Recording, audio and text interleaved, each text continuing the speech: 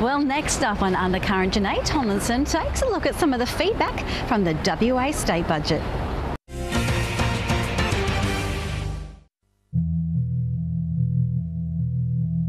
The state budget that was announced earlier this month has been labelled a community letdown. There are many overlooked aspects of the community that the Barnett government has neglected, raising concern amongst Unions WA and the Community and Public Sector Union.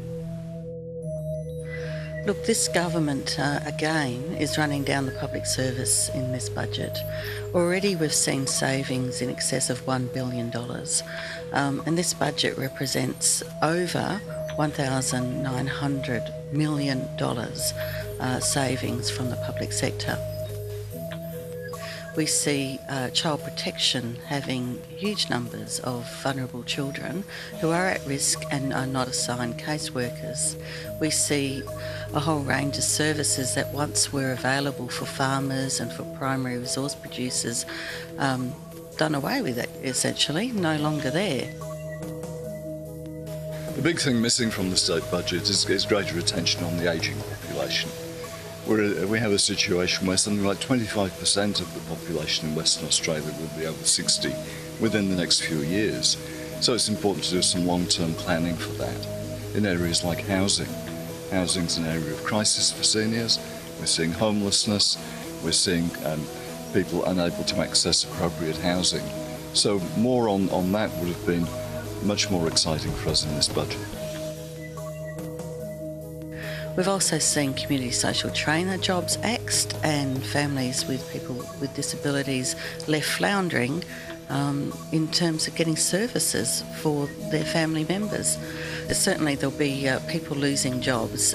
About 30 or so people will be without their job in the next few weeks when Disability Services Commission implement the cut to community social trainers.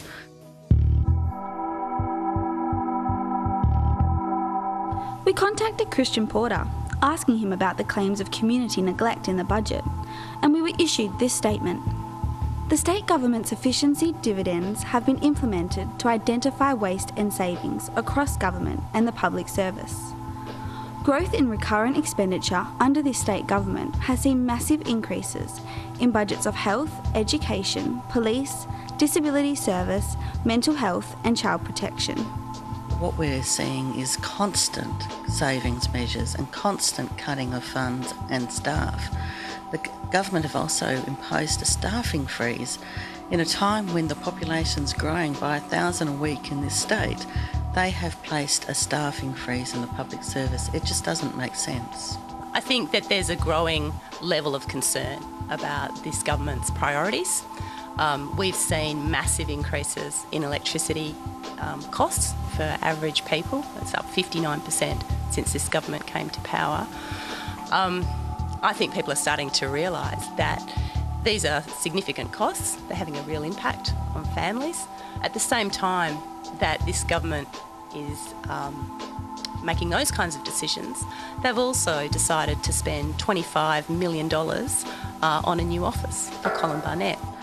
The government are going to be trying to highlight what they call additional money in the budget, but our examination of the budget shows that in fact that additional money is not additional at all. It's just a change of funding to different areas within government. That means that something's not going to get done, and really the government needs to come clean and tell people what's not going to get done. I think this government really should be looking more closely at those bread and butter issues that are affecting families. So things like education, things like good public transport, things like having a good health system as well. They're the critical issue, I think, for families in Western Australia. The unions make some fair claims. This budget, under the Barnett government, is neglecting some aspects of community. Maybe more money should be invested in the overlooked public services. I'm Jenai Tomlinson, reporting for Undercurrent.